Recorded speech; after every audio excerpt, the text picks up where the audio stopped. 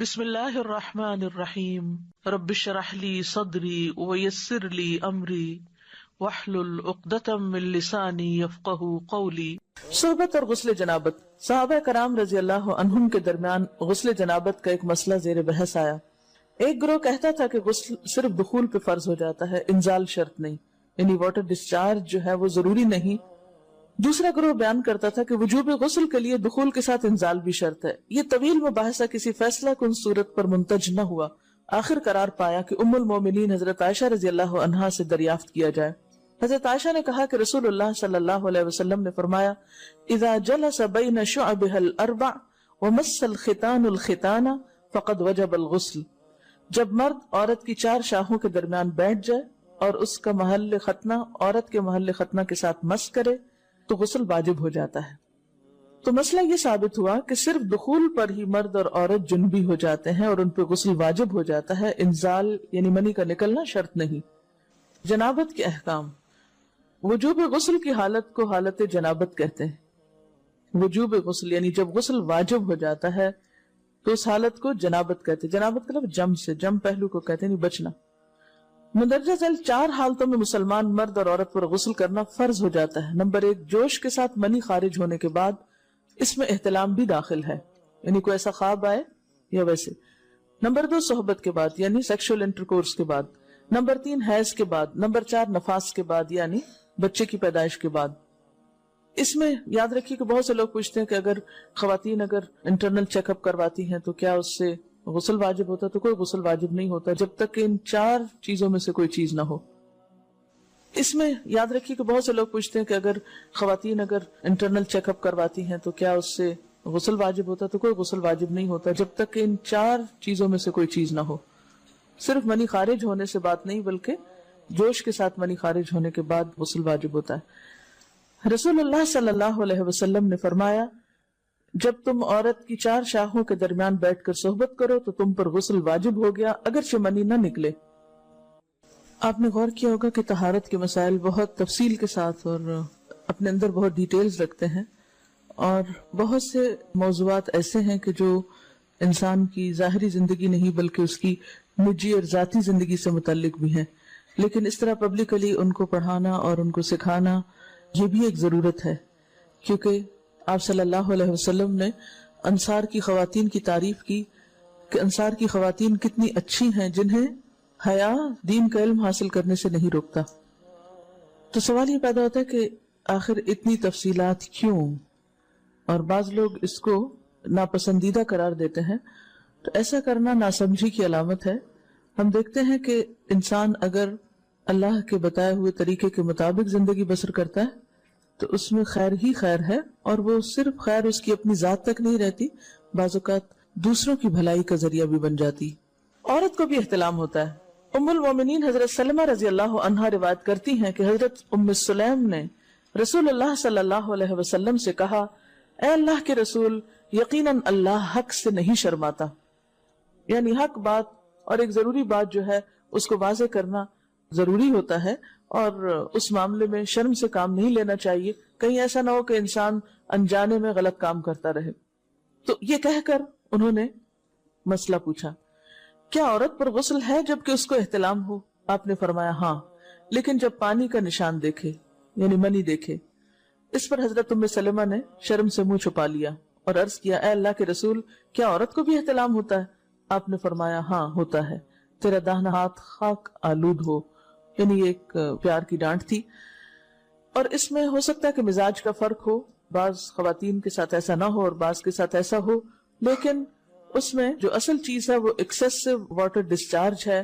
اس میں کہیں ایسا نہ ہو کہ لیکوریا وغیرہ کے ساتھ اس کو ریلیٹ کر دیا جائے، دونوں چیزوں میں فرق ہے۔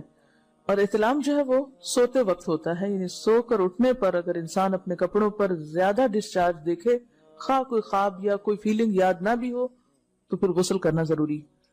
معلوم ہوا کہ عورت یا مرد نیند سے اٹھ کر اگر تری یعنی نشان منی دیکھیں تو یہ احتلام کی علامت ہے، لہٰذا ان پر غسل کرنا فرض ہو جاتا ہے۔ اور اگر احتلام کی کیفیت انہیں یاد ہو لیکن نشان نہ پائیں، یعنی خواب یاد ہے لیکن کوئی سامنے علامت نہیں، تو غسل فرض نہیں ہوگا۔ ایسی صورت میں شک کی ضرورت نہیں ہے کہ نہیں وہ میں نے خواب دیکھا اور مجھے خواب بالکل صحیح یاد ہے تو مجھے نہانا چاہیے. نہیں، محض خواب پر نہیں نہایا جائے گا جب تک کہ فزیکلی کوئی ایسی چیز سامنے دیکھی نہ جائے. حضرت ام سلمہ روایت کرتی ہیں کہ میں نے کہا، اے اللہ کے رسول صلی اللہ علیہ وسلم، میں اپنے سر کے بال خوب مضبوط گوندتی ہوں، کیا میں انہیں غسل جنابت کے وقت کھولا کروں؟ آپ نے فرمایا، ان کا کھولنا ضروری نہیں، تیرے لیے یہی کافی ہے کہ 3 لپ پانی اپنے سر پر ڈالے، پھر اپنے سارے بدن پر پانی بہائے، پس تو پاک ہو جائے گی. یعنی بالوں کی جڑیں بھیگنا، سکن بھیگنا ضروری ہے، سارے بال کھولنا ضروری نہیں ہے. جنبی کے بالوں کا مسئلہ. حضرت عائشہ کو خبر ملی کہ حضرت عبداللہ ابن عمرو عورتوں کو غسل جنابت کے لیے بال کھولنے کا حکم دیتے ہیں. فرمانے لگی، ابن عمرو پر تعجب ہے، انہوں نے عورتوں کو تکلیف میں ڈال دیا، وہ انہیں سر منڈوانے کا حکم کیوں نہیں دے دیتے؟ یہ حضرت عائشہ کی ڈانٹ تھی. یعنی وہ یہ تو کہنے کہ عورتیں بال کھول کھول کے نہائیں، تو وہ پھر سیدھا یہی کہے کہ عورتیں بال منڈوا لیں. میں اور رسول اللہ صلی اللہ علیہ وسلم ایک ہی برتن میں غسل کرتے اور میں اپنے بال کھولے بغیر سر پر 3 چلو سے زیادہ پانی نہیں ڈالتی تھی. معلوم ہوا کہ غسل جنابت کے لیے بال کھولنے کی ضرورت نہیں، مگر یہ حکم صرف غسل جنابت کا ہے. غسل حیض کے لیے بالوں کا کھولنا ضروری ہے کیونکہ وہ مہینے میں ایک دفعہ ہے. حضرت عائشہ سے روایت ہے کہ انہیں رسول اللہ صلی اللہ علیہ وسلم نے غسل حیض کے لیے فرمایا، اپنے بال کھولو اور غسل کرو. اس میں آپ دیکھیے کہ دونوں چیزوں میں فرق کیوں ہے، دونوں کی نوعیت فرق ہے. اور حیض جو ہے وہ ایک نجاست کی کیفیت بھی ہے نا، قل ہوا اذی، تو اس کے بعد نہانا اور نہا کر خوشبو لگانا خاص طور پر اس کا سارا حکم آتا ہے. لیکن غسل جنابت میں نجاست کی وہ کیفیت نہیں ہے. یعنی حیض کا خون اور منی جو ہے ان دونوں کے حکم میں بھی فرق ہے. ٹھیک ہے نا. بعض علماء کے خیال میں جو منی ہے اٹ سیلف وہ ناپاک چیز نہیں ہے. اگر کسی کپڑے وغیرہ کو لگ گئی تو وہ کپڑا ناپاک نہیں، اگر اس کو خشک ہونے پر کھرچ کے صاف کر دیا جائے تو کپڑا صاف ہو جائے گا. لیکن خون حیض پر آپ صلی اللہ علیہ وسلم کیا فرمایا؟ چٹکیوں سے مل مل کے اس کو صاف کر کے دھوئے. تو ان دونوں میں بھی فرق ہے. لہٰذا ان دونوں کے بعد نہانے کے حکم میں بھی فرق ہے. ایک میں بال کھولے جائیں گے اور بال بھی دھوئے جائیں گے اور بالوں کی جڑیں بھی دھوئی جائیں گی، جبکہ دوسرے عام غسل جنابت میں بال کھولنا اور پورے بال دھونا شرط نہیں. بہت سے بچیاں ایسی جن کی شادی ہوتی ہے اور اس کے بعد انہیں ان مسائل کا پتہ نہیں ہوتا، یا تو وہ شرم کے بارے نہاتی نہیں، یا نہاتی ہیں تو پھر وہ پورے بال دھو دھو کے سکھانے میں اور ان چیزوں میں اتنا وقت ضائع کر دیتی ہیں کہ پھر بعضوں کا شوہر کی نافرمانی اور آپس کے تعلقات میں ٹینشن، لوگوں کا خوف. تو اگر دین کا صحیح مسئلہ پتا ہو تو انسان ان تمام مشقتوں سے بچ جاتا ہے اور ایک نارمل روٹین کی لائف گزار سکتا ہے. تو اس میں کیا صرف 3 کپ پانی، 3 لپ پانی، یعنی 3 دفعہ کیوں کہ اگر ایک دفعہ ڈالنے سے پوری طرح نہیں بھیگا تو آپ یہ بھی کر سکتے ٹیپ کے آگے سر کر کے تو ساری اسکن جو ہے سر کی اس کو آپ گیلا کر لیں. پیچھے سے بال جو ہیں اگر لمبے ہیں تو ان کو ایک طرف کر دیں تاکہ پورے بال نہ دھونے پڑے، نہ سکھانے پڑے اور نہ خشک کرنے پڑے، اور باقی جسم پہ پانی بہا لیں. دوسری صورت یہ ہے کہ مگ میں پانی لے کے تو اس کو آپ تھوڑا تھوڑا کر کے پورے کو ایک دفعہ کریں، پھر اس کے بعد دوبارہ کریں اور تیسری دفعہ رول کر کے بالوں کو پیچھے سے شاور کیپ ڈال لیں اور باقی جسم پھر دھو لیں. شاور کیپ سے کیا ہوتا ہے عام طور پر کہ پیچھے کے جو سارے لمبے بال ہیں پھر وہ نیچے گر کے گیلے نہیں ہوتے، وہ آپ کے سر پہ ٹک جاتے ہیں. تو سر کی اسکن دھوئیں اور بالوں کو جوڑے کی شکل میں باندھ کے اوپر شاور کیپ پہن کے پھر باقی جسم کو اچھی طرح دھو لیں.